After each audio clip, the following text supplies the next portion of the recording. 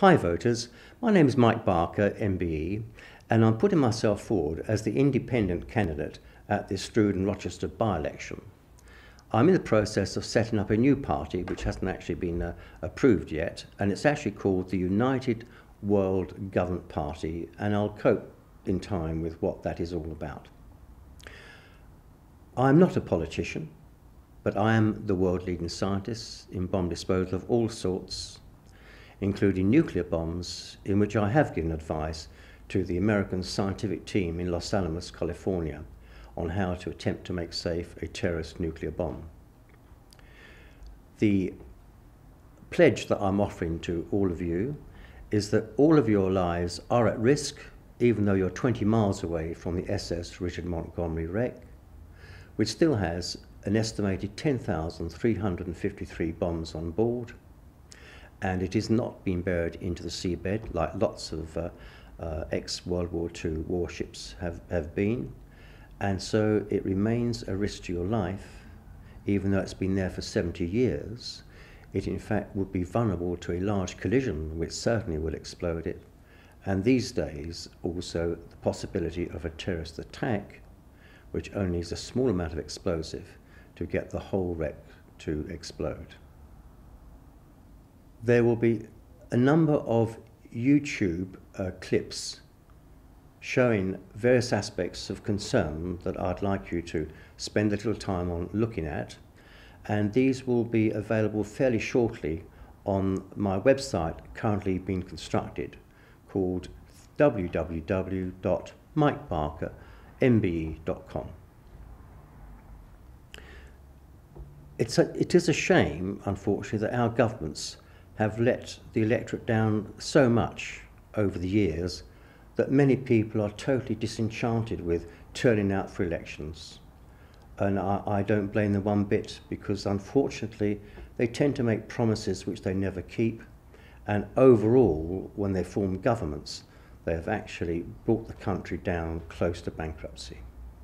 We've lost all of our major industries in which we led the world, our cars, our shipbuilding, our steel industries, and virtually now we are beholden to our eastern friends in Korea, China and Japan for supporting our upmarket goods and cars, etc. It's no good one government blaming the next. They essentially are all the same, just with different colours on, and we get the same repetitive process that goes through each time. But overall, the most shocking thing that I'm bringing to your attention now is that ever since the 20th of August 1944, every single government has broken UK and international criminal law in not protecting the public from this Richard Montgomery if it did explode. You cannot just leave a bomb there and put a sign on it and walk away, which has been the case with the Montgomery, because it's got to be safe. You can leave it there. If people are beyond in a safe zone, it could be left there forever. But that's not the case. When you read the Department of Transport's survey reports produced by the MCA, the Marine Coast Guard Agency, you will see that on the November 2000 report on page 4, paragraph 7, it states that the major risks to the Montgomery are considered to be a major collision, the ship capsizing on its side, the movement of the bombs inside, and if it breaks up. Well, today, when you hear this, it's closer to breaking up than it ever has been. So why are the people left at risk? They're just hoping their fingers, keeping them crossed, that it will never happen. That is totally unacceptable, it's totally breaking the law, and I am going to take them to court myself personally, because I've been told I'm very good in court. And being the expert, the Department of Transport have refused to find an expert to argue their case against me, and they have never employed one single explosive expert in the last 30 years of them managing the wreck. They've even stated it's not their responsibility to define a safe zone. That's their prime responsibility. If any bomb disposal person is tasked to make a bomb safe, his first responsibility before he touches it is to define a safe zone and to get the police to form a cordon and everybody's at safety just in case it does detonate.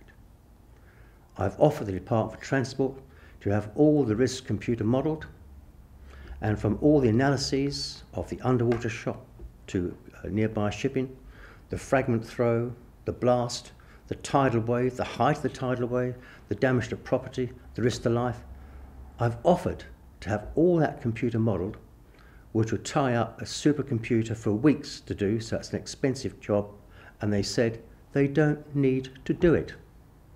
Well, I said you should do because it's part of your risk assessment. And they said, no, we don't need to do it.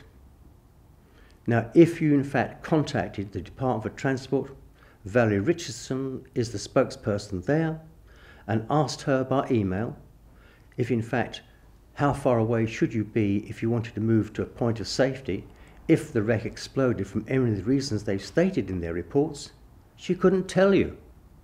After 30 years, that is irresponsible, it's breaking the law, and they're going to be charged in court for doing so. On another issue, I've raised the concern over the liquid natural gas facility and the danger to the residents. In every possible major production of materials which is a risk to the public, COMAR insists that there is an emergency evacuation plan so all residents know what to expect if the worst happens. On the Isle of Grain, the emergency evacuation plan has been refused by Medway Council to circulate it amongst the residents because it contains sensitive material. On the plan, which you will see on my website in 2011, that sensitive information is the fact that the fleeing residents panicking with their families when they try to get off that only road off the Isle of Grain. They will find it blocked with armed police.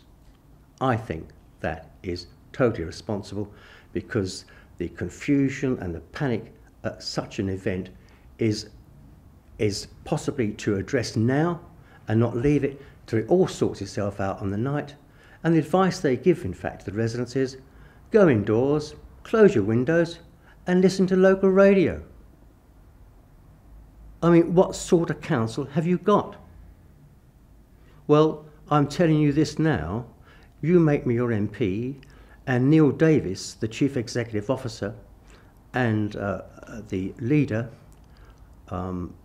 will be facing charges in the High Court for endangering your lives from the Montgomery, for not complying with COMA regulations in allowing this emergency evacuation plan to be made public. And they will also, like everyone else, be charged with treason because the combination of the Montgomery within the danger area of the liquid natural gas, 1 million cubic metres of it on the Isle of Grain, which is the largest storage of liquid natural gas in Europe, would cause an explosion equivalent to 160 Hiroshima nuclear bombs. It would also consume all the oxygen from the ground upwards to several thousand metres, forming the most poisonous gas cloud man has ever made, which would take over half an hour to clear, depending on meteorological and wind conditions prevailing at the time. And the combination, if you're not killed by the blast, in the path of this most poisonous gas cloud, you would be poisoned and asphyxiated, would very likely kill us all in the southeast of England, including Her Majesty, and even the government themselves, because that is how stupid they have all been. So I want you, please, to seriously think on this one occasion, you make every effort to get everyone to vote. Contact your family, your friends, your neighbours, and make sure they vote for Mike Barker MBE, and you will see ructions in the House of Commons when I make my maiden speech, because I have in fact emailed every single MP, every Lord, and they don't care one toss about you being at risk from that Montgomery. So please, ladies and gentlemen, I do ask you to put your cross against me, because I want to make your lives safe, and it's my honour and privilege to be in a position to be able to do so. Thank you very much indeed.